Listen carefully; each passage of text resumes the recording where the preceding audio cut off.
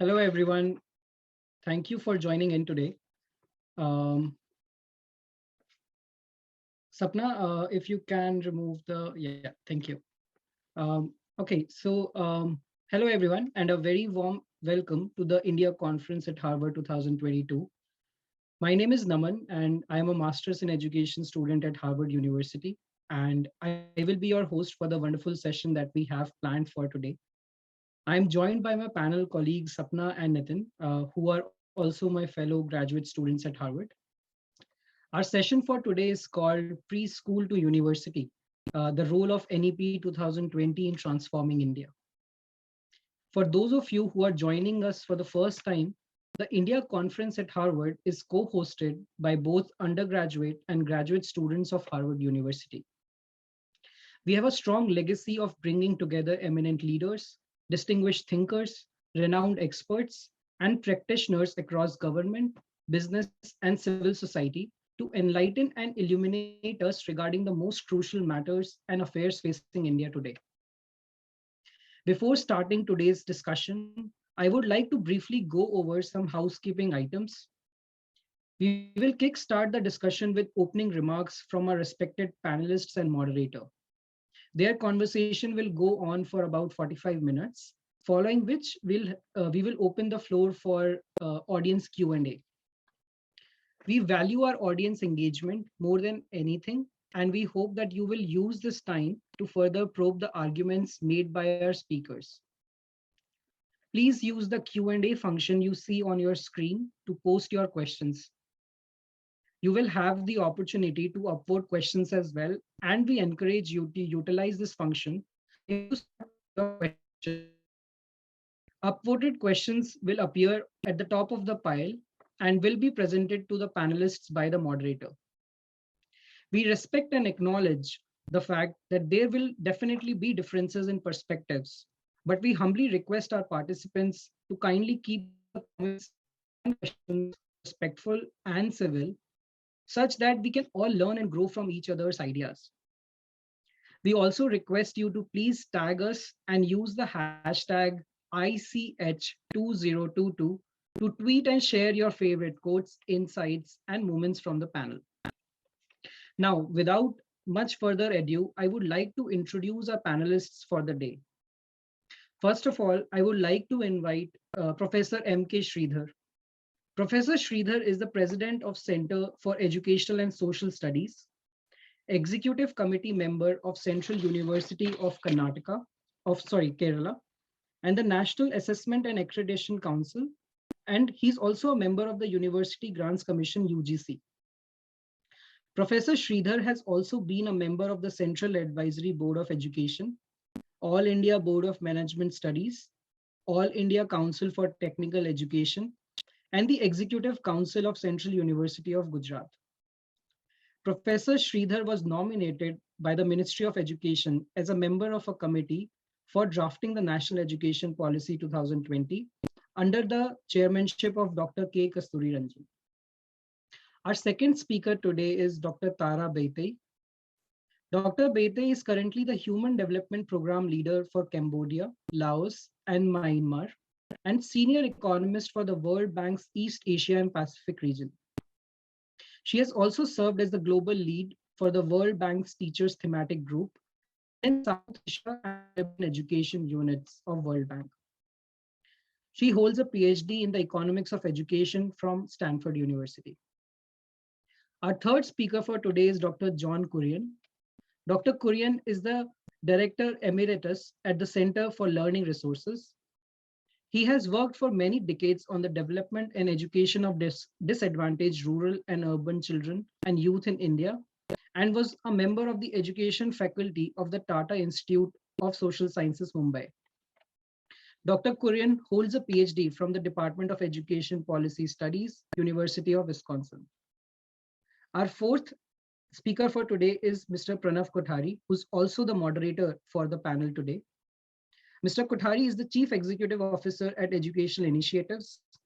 He has been associated with EI for over a decade and has made significant contributions to the company through his involvement with EI's adaptive learning product, MindSpark, and as the head of HR, gifted student education, and most recently as EI's large-scale education program division as well. Pranav is a graduate from the Harvard Business School, and we welcome you, Pranav, again to your alma mater. It is an absolute honor for us to have all of you with us today, to have such a diverse and distinguished panel as well. Now, without waiting any further, I hand over the session to our moderator, Mr. Pranav Kothari. Thank you, Naman. Thank you for inviting, and yes, refreshes of fond memories of organizing the India conference at Harvard more than a decade ago. Thanks for the introductions. Dr. Tara, would you like to perhaps share a little bit more about your work, what you're up to recently? Absolutely. Thanks so much, Pranav, and thanks everyone. So one of the things that we are all struggling to understand is how do we recover from COVID? COVID-19 has caused unprecedented disruptions to schooling at its peak. Almost 1.6 billion students were out of school worldwide. On average, about 158 days of schooling were lost across countries. And in South Asia, this was probably the highest. It was 200 days of schooling that were lost between April 2020 and August 2021. And the learning losses during this period are real. It's not as if though we were doing particularly well in learning across countries, not just in India, but this has really taken a dive. So for instance, in Bangalore, in Karnataka in 2018, about 24% of grade 3 students could perform subtraction, but now it's 18% in 2021, 2021. And there's much more than learning losses which have happened, right? There have been great increases in anxiety and depression among young children and young people.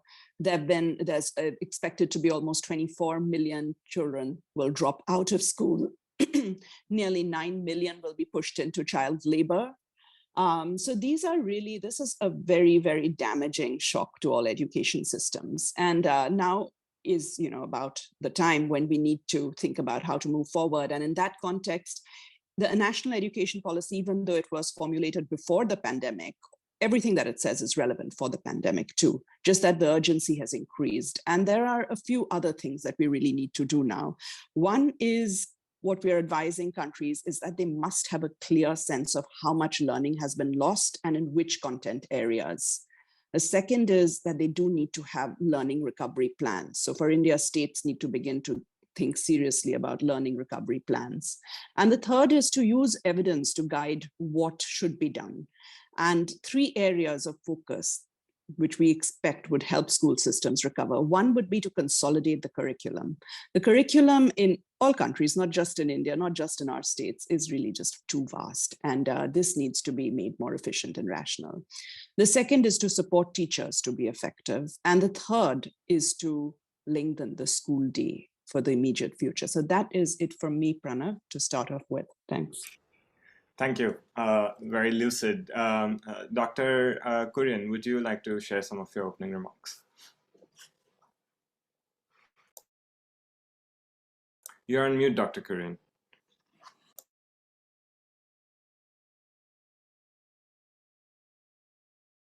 Dr. Kurrien, you're on mute. Could you please unmute yourself first?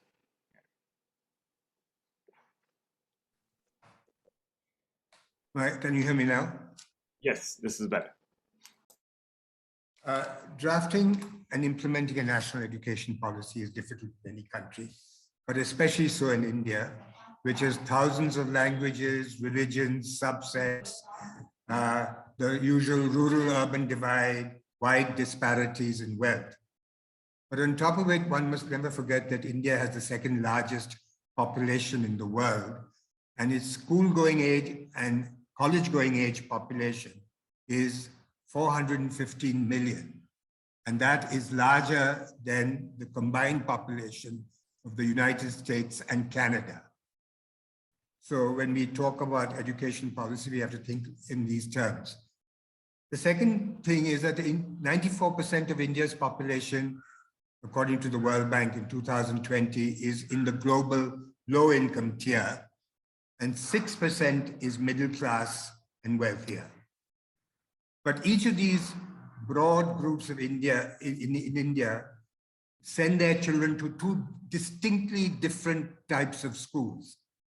We have a de facto segregation of schools.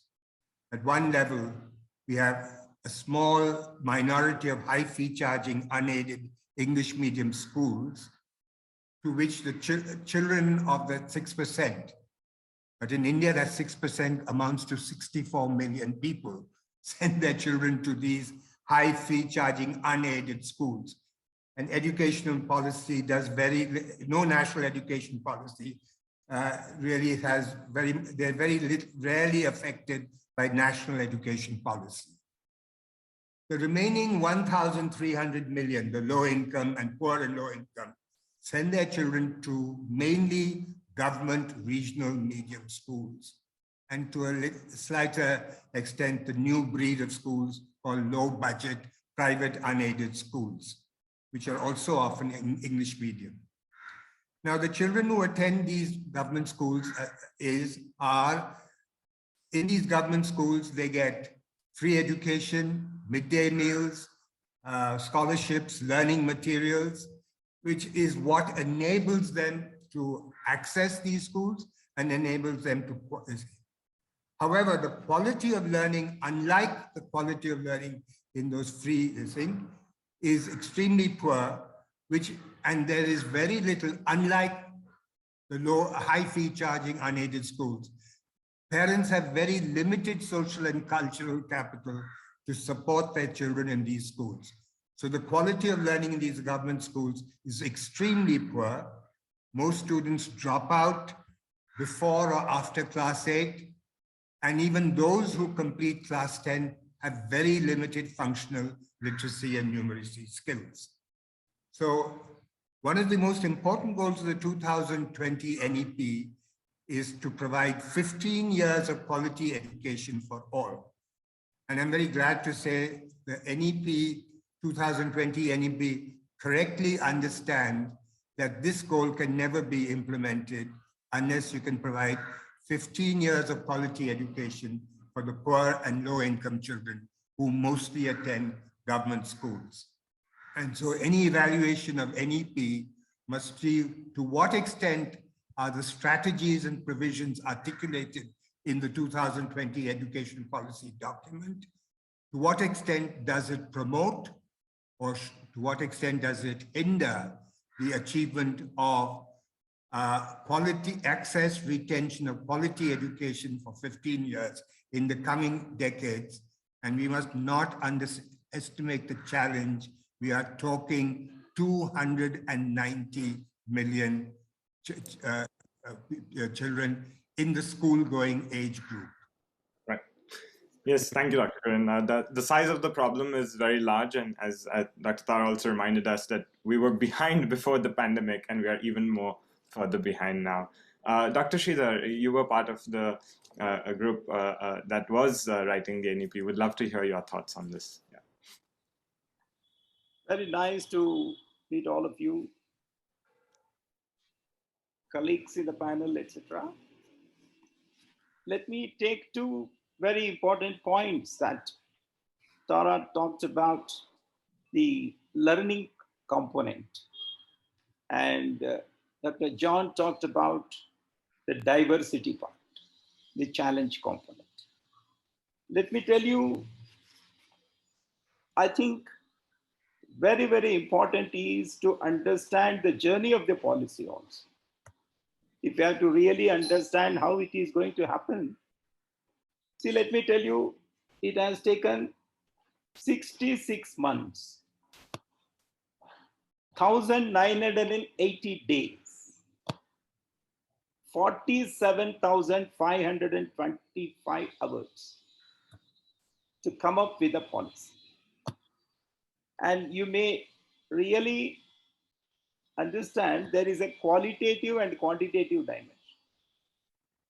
1,10,623 villages were consulted.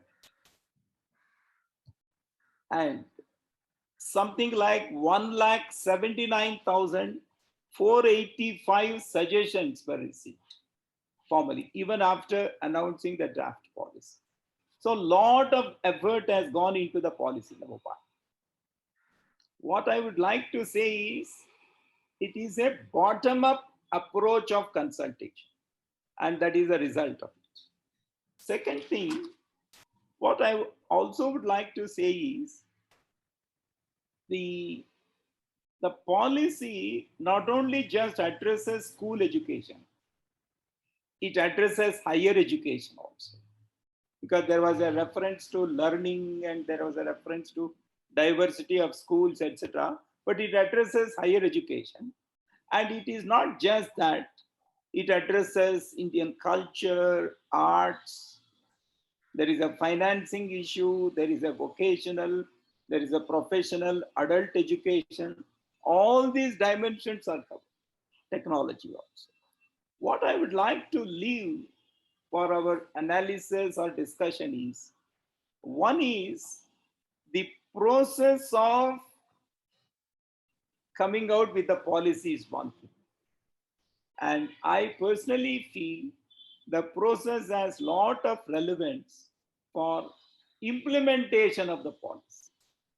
If a policy has come based on the aspirations of the people and based on the grassroots level realities, I think it will really help facilitate implementation.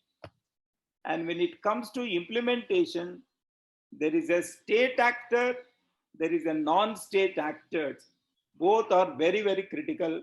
And I am seeing a trend of the non-state actors being very, very vigorous and aggressive in taking up in addition to the state actors. So this is what I would like to leave for the discussion to take on. Thank you.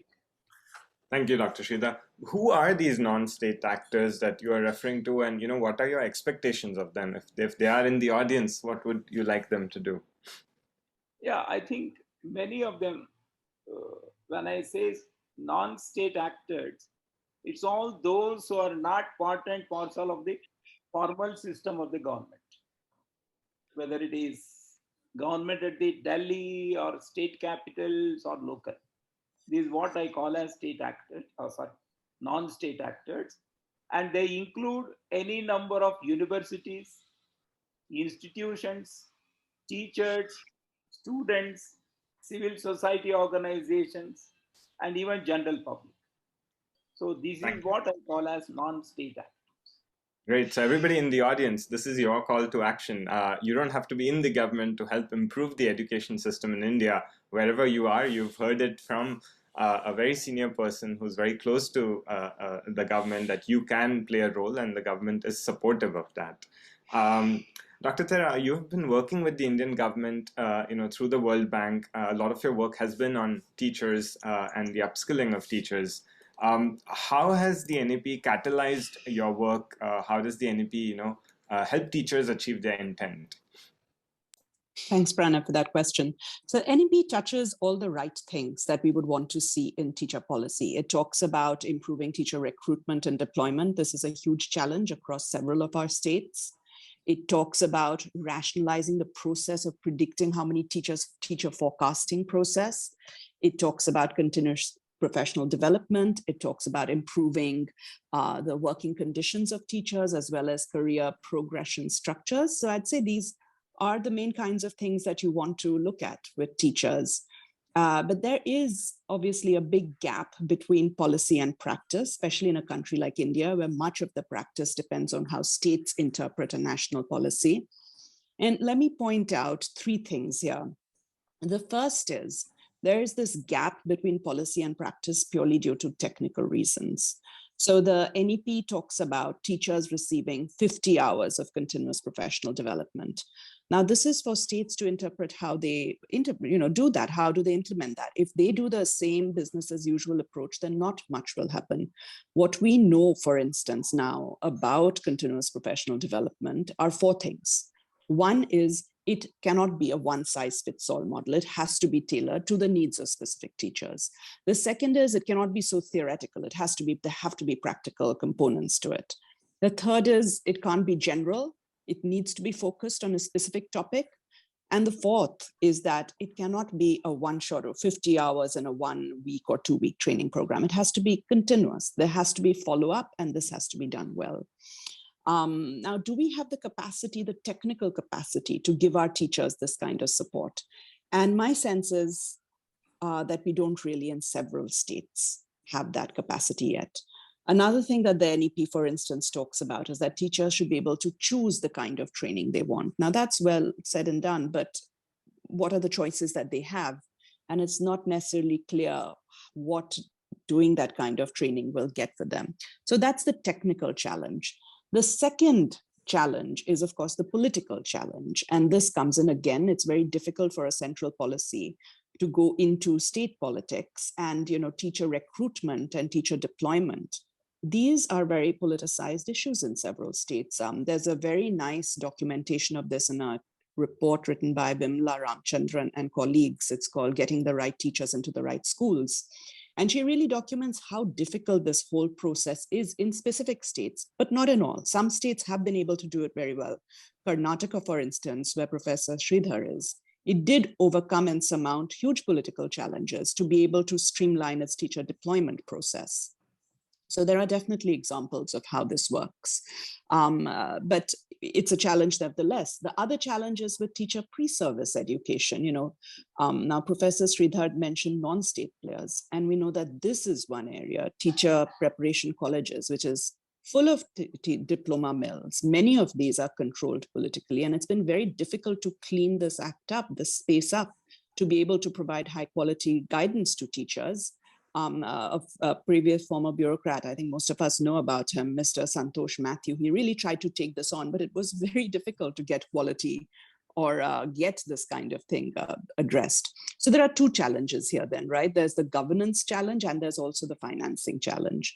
And finally, the third thing that I wanted to say on teachers is that COVID-19 has really made the situation so much worse. And how can we support our teachers to be effective? And three sets of things I would say here. One is support teachers to be more resilient, improve teacher resilience. And this would mean, at least in the short term, being able to protect basic things like their job and conditions of pay, but also to be able to provide them the kind of structured emotional support that they probably need through this time when they've been expected to do things they simply aren't equipped to do.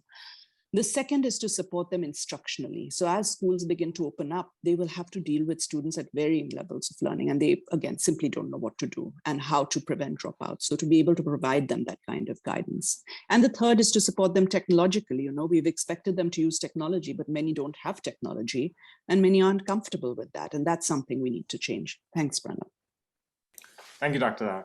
Almost 12 years ago, I took Dr. Richard Elmore's class at the Harvard School of Education. It was called Supporting Teachers for Instructional Improvement. And my one big takeaway from the course was that, teacher training is most effective when it's relevant to the concept that they're about to teach in the next week, that they're receiving it just in time, and they're receiving it in a place where they can also deliver, as opposed to a place that's far away. So thank you that, you're reminding us of some of these principles that are probably timeless. Dr. Kurrien, you talked about India's diversity, you talked about how large we are, about the school system, but does it cover everyone? Are there adequate provisions for disadvantaged or minority communities? Does the NEP pay adequate attention to that, and what are your observations on that? Okay, thank you, Pranav. Can you hear me? Yeah, okay.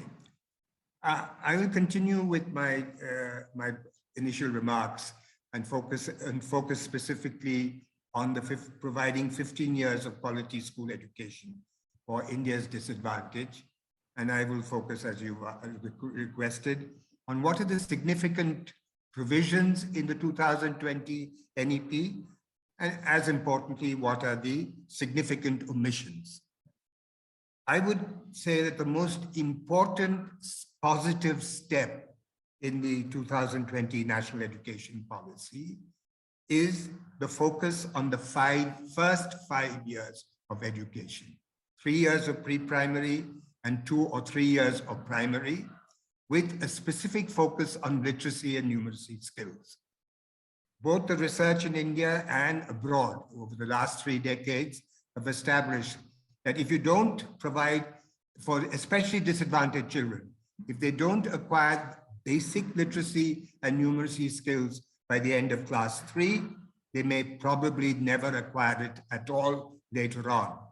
And we have enough evidence in India showing that class 10 students do not have functional literacy and numeracy skills.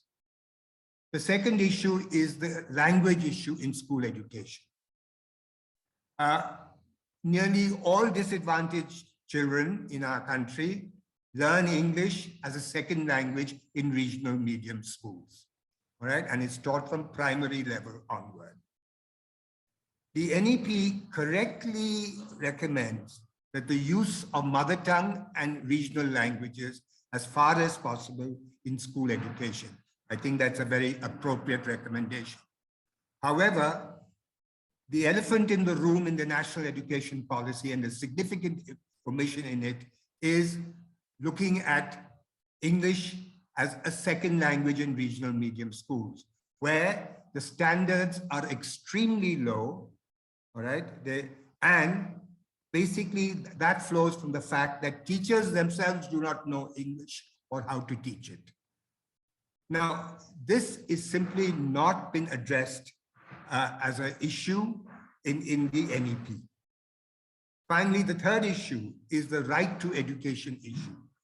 The right to education 2009 was a significant piece of legislation which gave a right and has promoted access, equity, and school education for school education. It's a historic piece of legislation.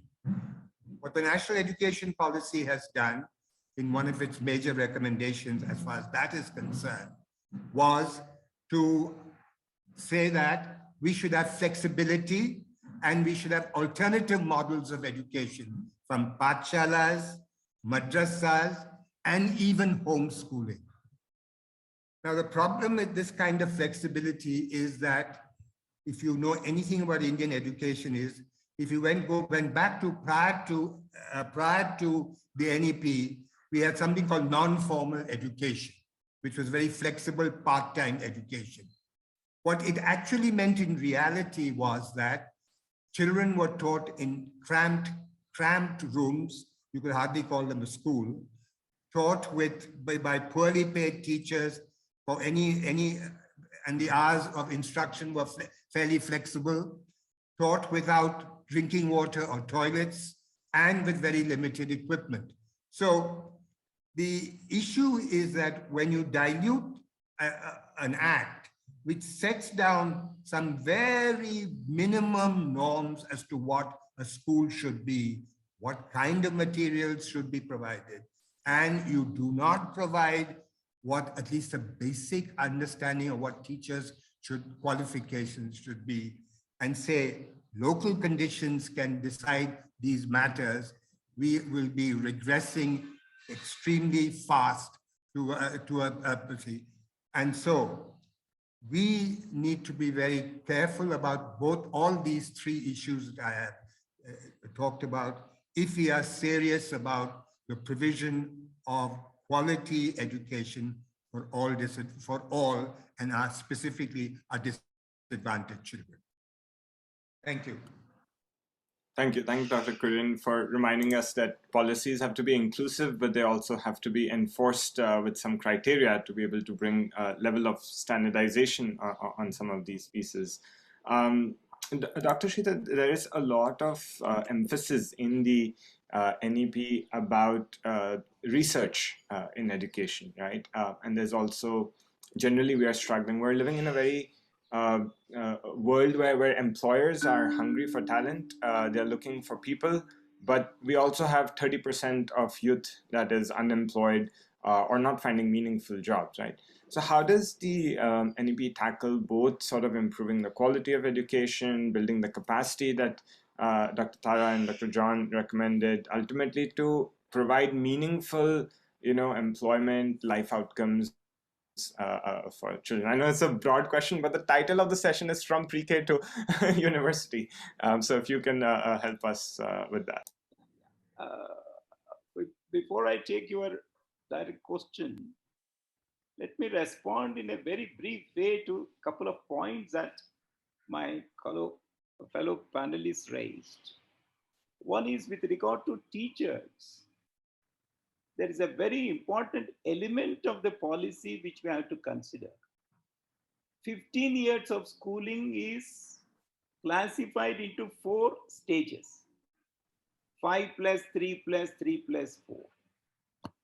And a teacher of the future will not be a teacher for all the 4 stages.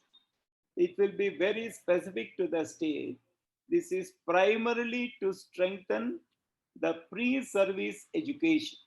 This is one thing. And when it comes to some of the points that my dear friend Dr.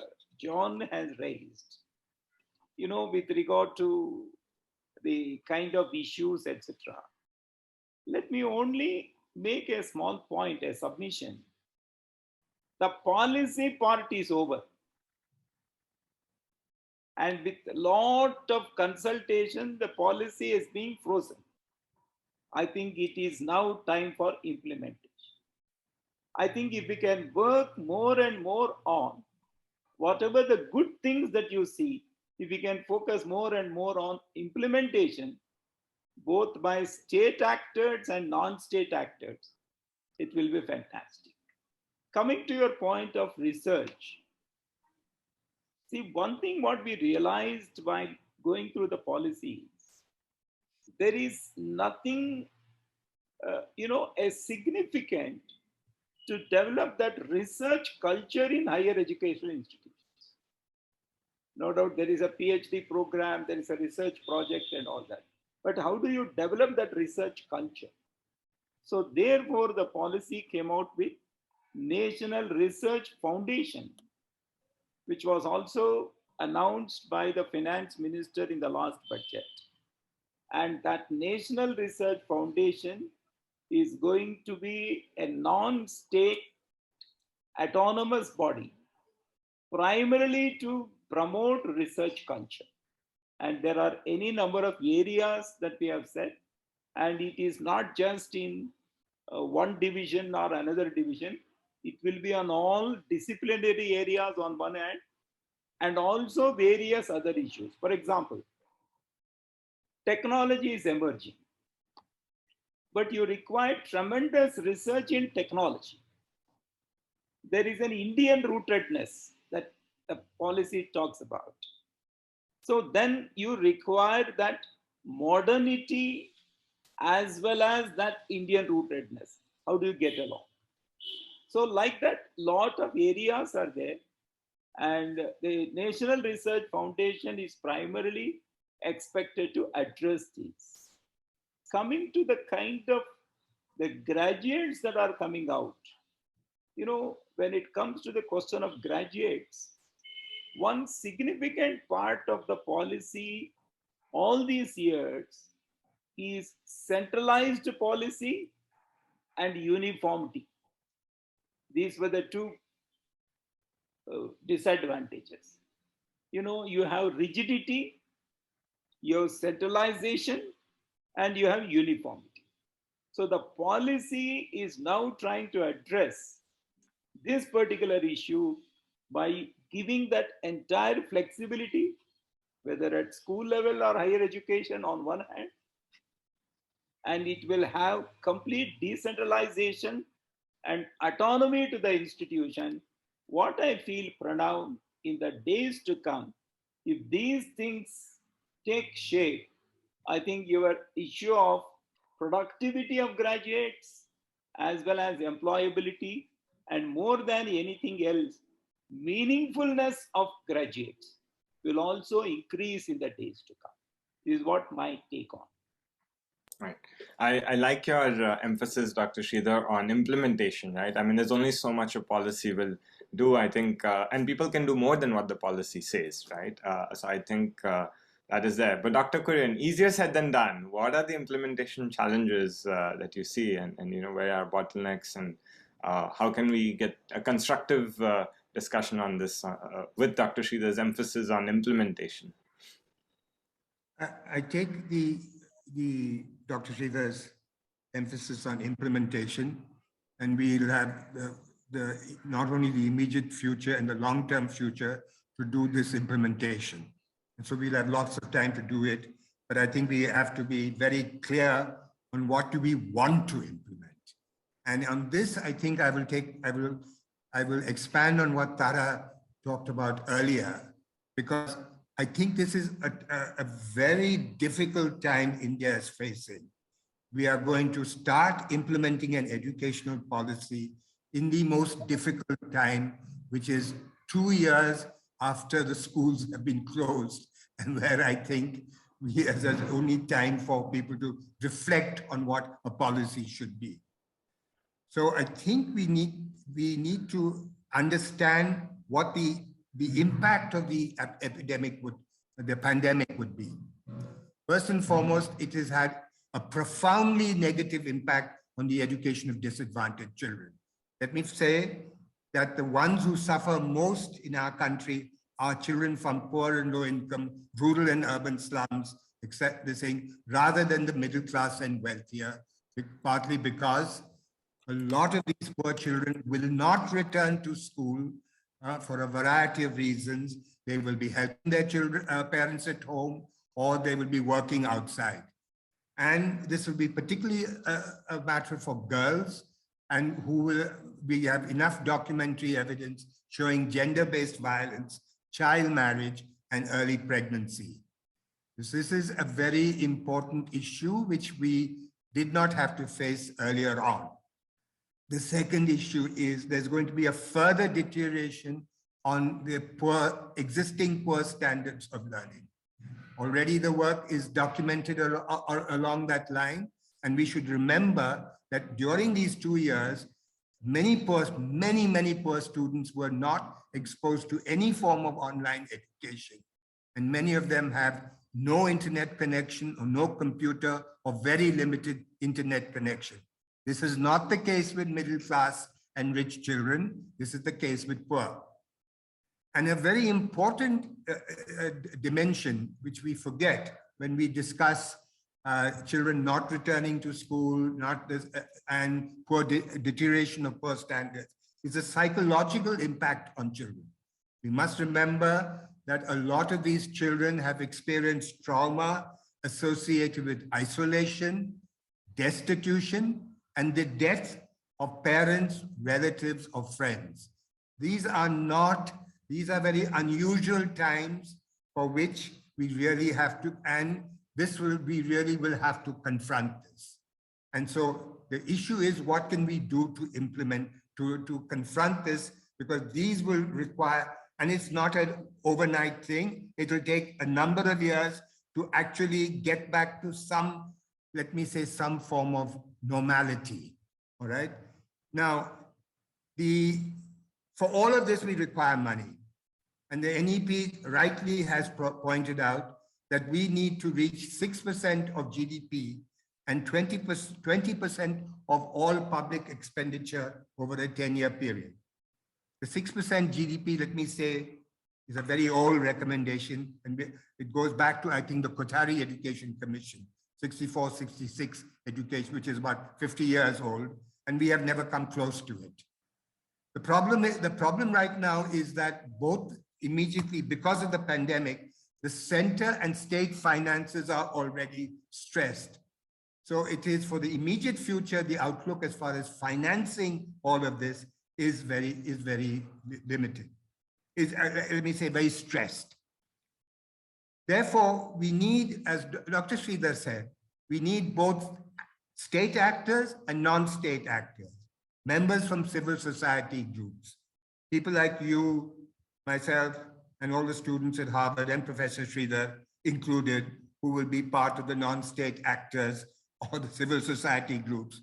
We need a partnership, first and foremost, to understand the totality of the impact of the pandemic on both the access, the retention, and quality of learning, and the psychological well-being of children and students, and plan accordingly to help teachers and the education and the government to understand what it takes to do this. This is not simply a matter of improving online learning. Got it. Thank you, Dr. Kurrien, for reminding us of the reality on the ground. Dr. Tara, there's a question for you from Ashna Shah, which 7 other people have also expressed interest in asking. So earlier in your introductory remark, you had mentioned that there's a need to narrow down and focus on the curriculum in response to the pandemic. There was a discussion on the foundational literacy and numeracy. What are some frameworks and models that can be used for this? How can we bridge this gap that has emerged for 2 years of learning loss? Does technology have a role in this? If you could share your prescription for what should be done as students are returning to school after 2 years. Especially there are cases when students are going from their mother's arms straight into grade 2, or students who are in grade 7 now have to face the prospects of a board exam next year after 2 years of no schooling. So how do we do this? How do we solve this loss? Thanks, Pranav. Difficult question. So at the World Bank, we are working on a framework to help countries with trying to make the streamlining the curriculum. So let me give you some key elements of that.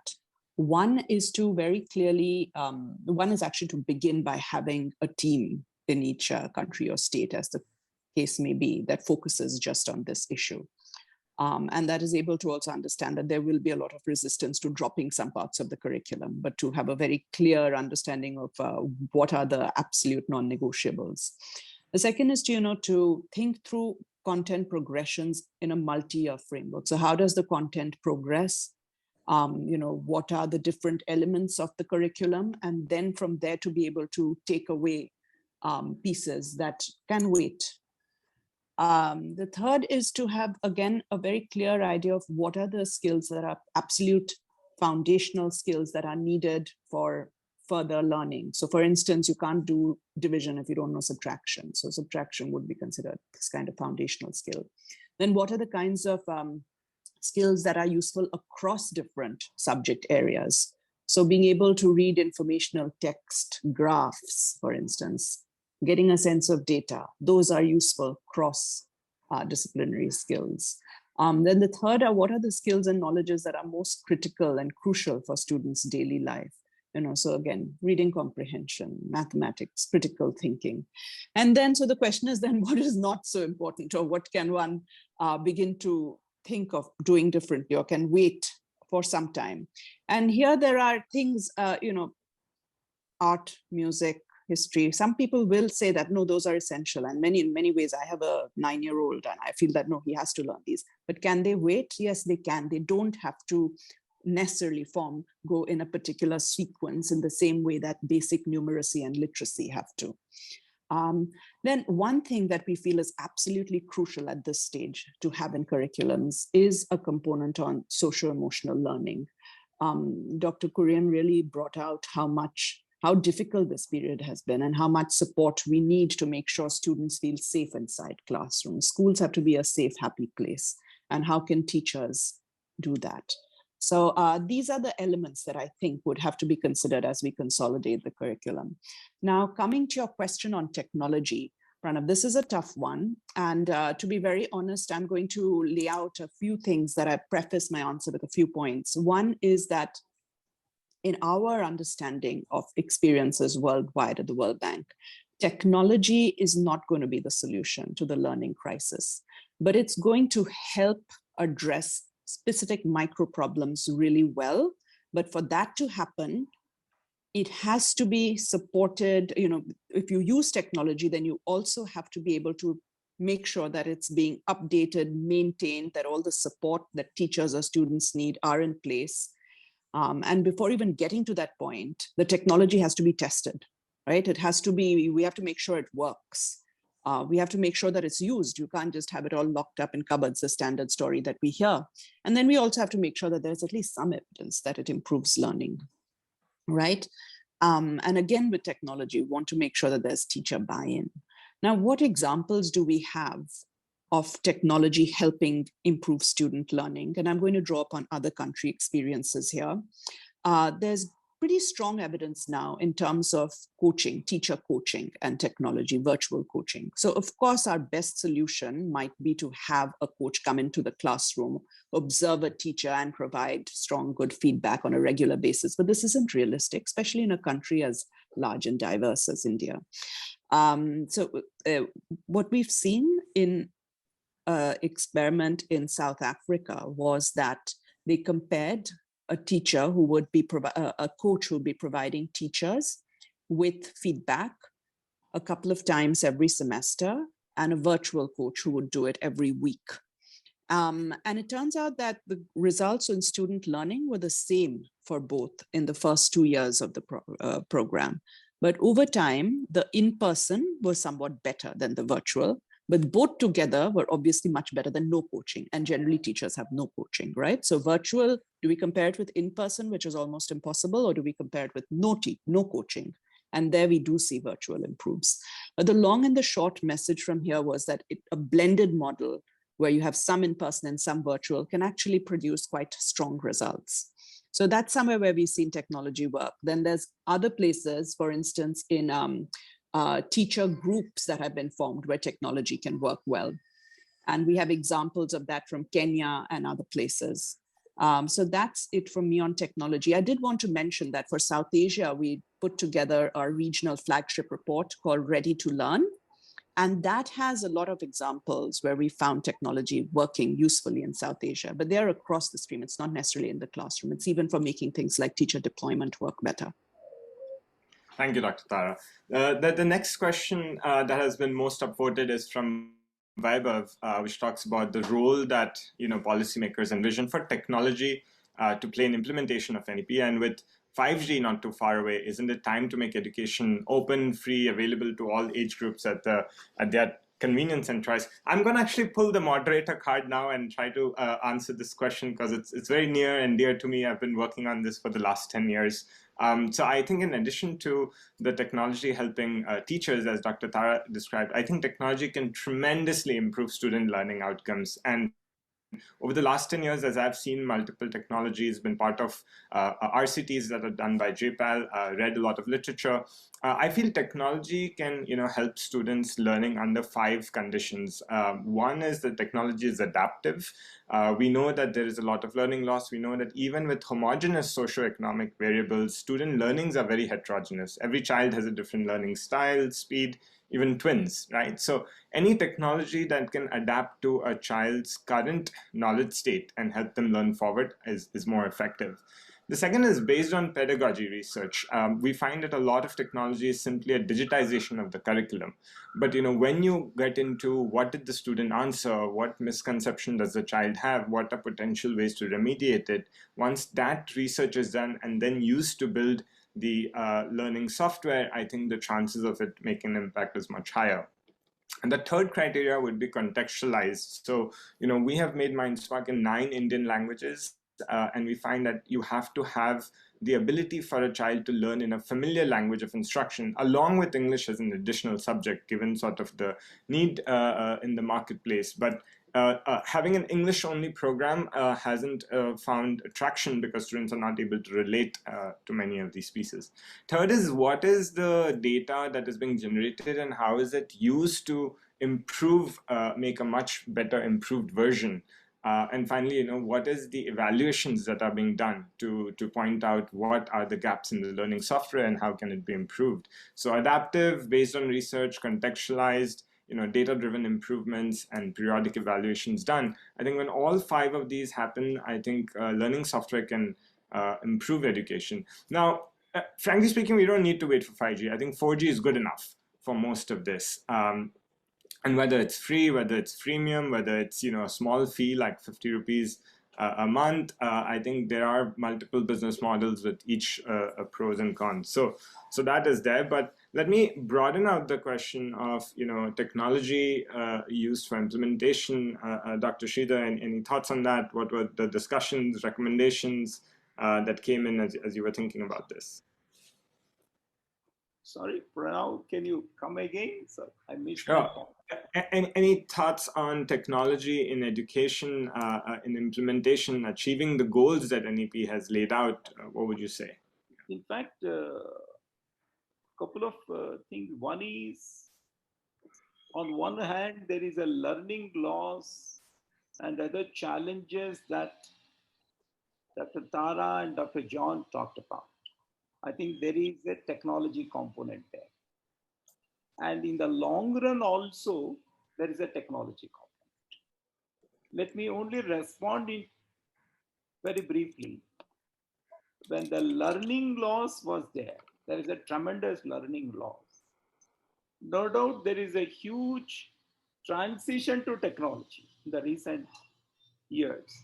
But there is also a huge amount of non-technology interventions by human components, by many teachers, by youth. I think that's a very, very important thing that we need to know. That means in a crisis, technology comes to our rescue.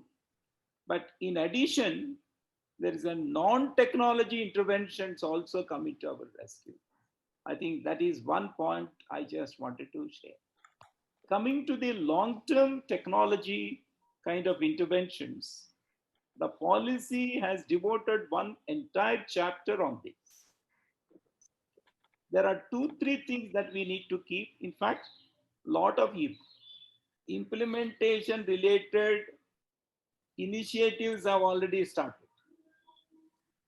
For example, University Grants Commission, All India Council for Technology Education, the recent budget of the finance minister. See, there will be a channel for each of the standards, each of the grades. All these have already started. For example, today, the policy says 40% of the total credits of a student, you can go online. There is a digital university which has been announced.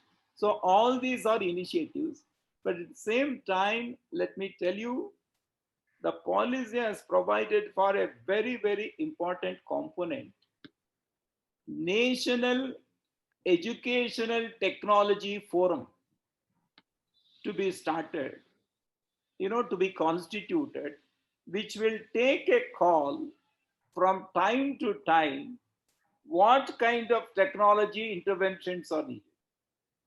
Otherwise, you will lose that balance and you will also only start overemphasizing on something.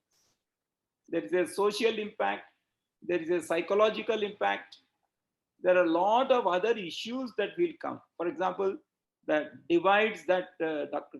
Kurrien talked about, all these will become very, very important. So therefore, while making interventions for technology on one hand, we should also go for the policy thing, the National Education Technology Forum kind of an approaches to take a balanced view of technology also. Yeah. Don't say no to technology.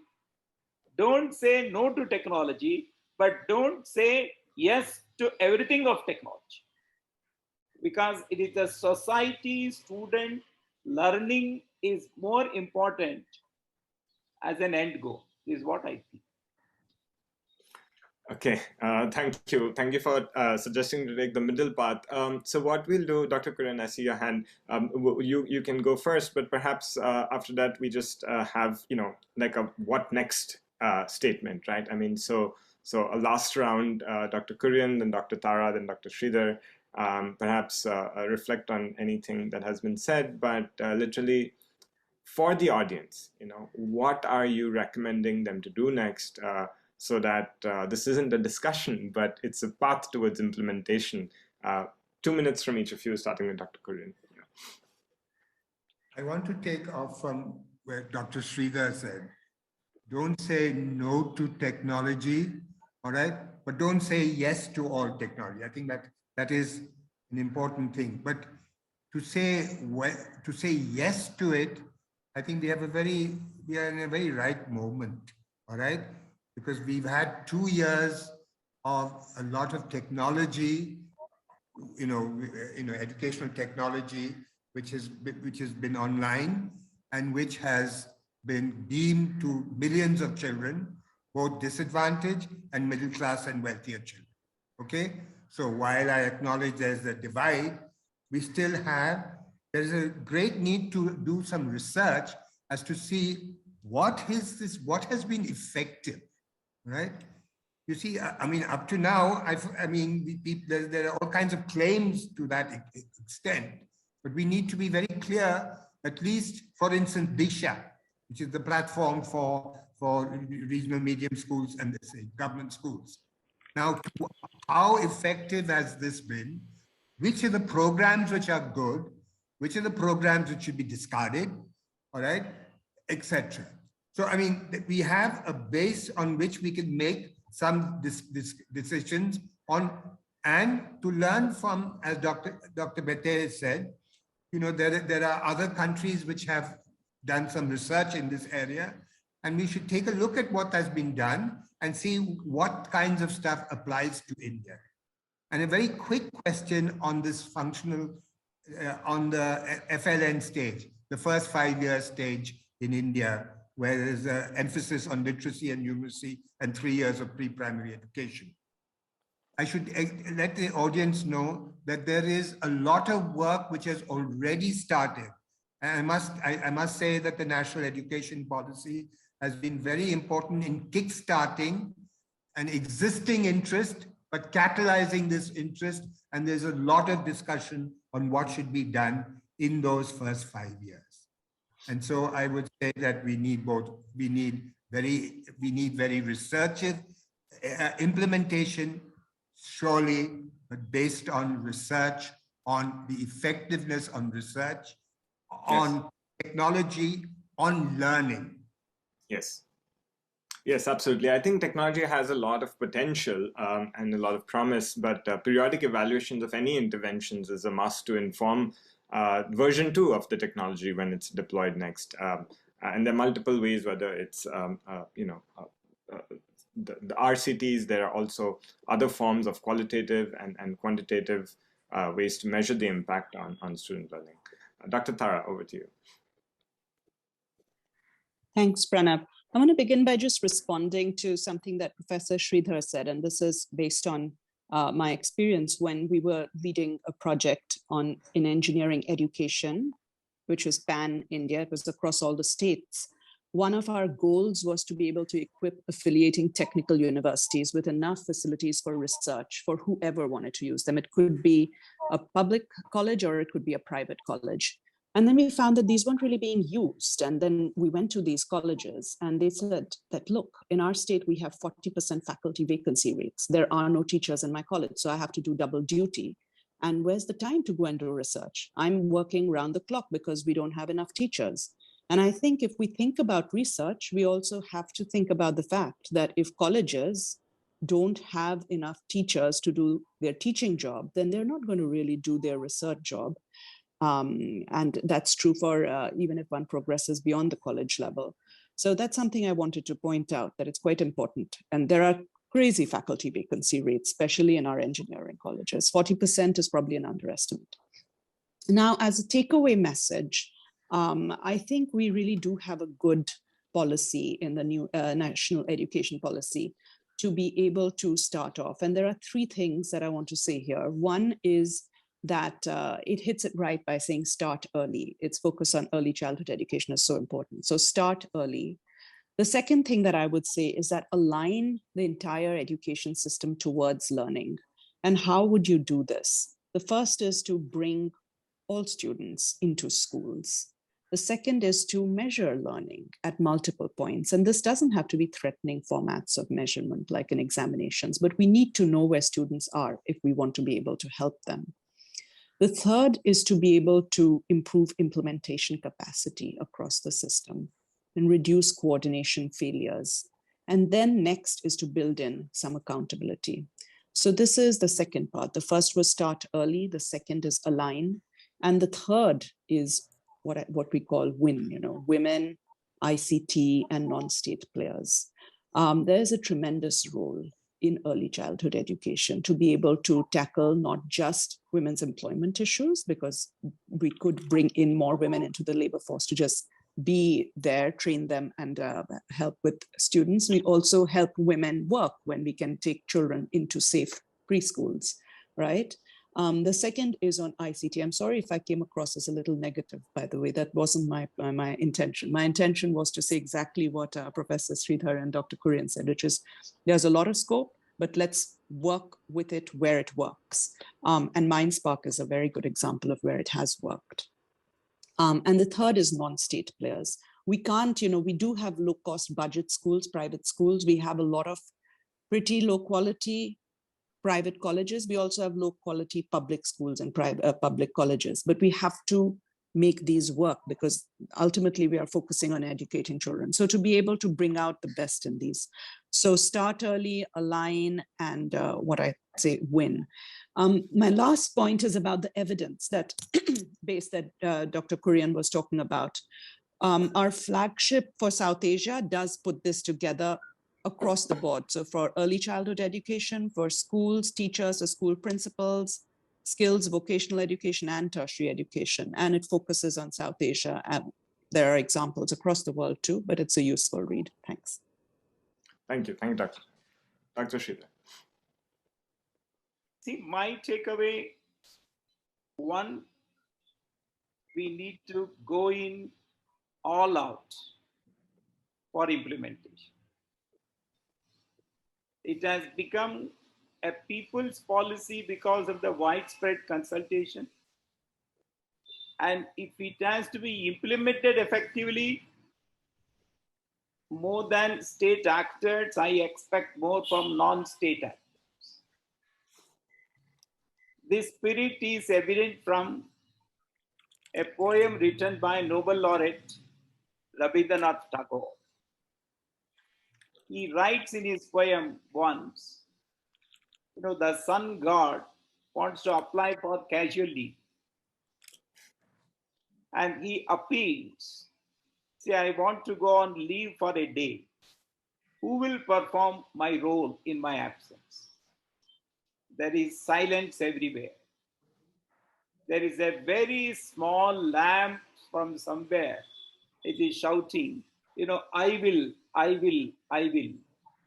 And the lamp says, I cannot remove the darkness of the entire world, but I can remove darkness within my surroundings. I think that should be the spirit.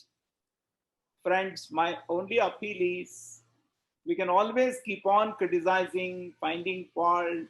Government has not implemented all that. I agree, appreciate, accept, but at the same time, every one of us has some role, and this is what the policy says. Try to free it from the clutches of only the state, and that will give a lot of scope and potentiality for all of us to do it. And even Harvard, the alumni, the present faculty, and all those who are involved, kindly support us in making this policy a success. Thank you. Namaskar. Those are wonderful words, Dr. Sridhar. And, as someone who has been working with the government for the last 20 years, I can, tell the audience that it is possible to work as a non-state actor in the field of education to improve it. There are a variety of ways. One can raise philanthropy, one can win government tenders, one can get international aid, and I've had experience doing each of those. I do think there is willingness. Of course, it's difficult, of course, but there is support. There is a recognition that non-state actors bring a very different variety of innovation, perhaps of piloting, of running small experiments that governments can then amplify it. So this was a great session. Thank you, everyone. Noted the points on the emphasis on foundational literacy and numeracy, and yes, it is possible to measure grade 1 and 2 on addition and letter recognition, and many of those pieces. Happy to explain more later. Love the emphasis on implementation. I think we have to go beyond policy discussion, because ultimately the rubber meets the road there. The role of teachers is critical. How do we sort of make sure that we stop thinking every teacher like to be our favorite teacher from school, but how can every teacher be 20%, 30%, 50% better from where they are today? And that will have an amplification piece. Capacity building takes time, but we have to begin somewhere. There is an emphasis on children learning in a language that is familiar to them, that is mother tongue, or that is something that they can relate to, but also sowing seeds for English, because ultimately that will increase incomes later in life. Thank you everyone for joining in. It's such a pleasure to be. I wish I was in Boston, but this is the second best option that we could get. Thank you, Naman, Nitin, and Sapna for inviting us to this panel. Thank you, Pranav. Thank you very much. Thank you, Pranav. Thank you. Thank you, the attendees as well, who attended this session from all over the world. There are a lot of interesting sessions that we have lined up for you. Please go on to the website indiaconference-2022.com and you'll see the agenda that we have for today and day after as well. So thank you very much for everyone to join today. And a big thank you to the audience for staying patient. I saw 80 people were there for the full hour, and there were some fabulous questions. It is our loss that we couldn't address all 20 questions that came in, but your inputs really helped shape some of the narratives that we were doing. So thank you for being an active participant. And if I just request all the panelists to stay for a while, we wanted to take a quick snapshot of our time today. So if you can all just stay here for like a couple of more minutes, that would be great. Thank you, everyone.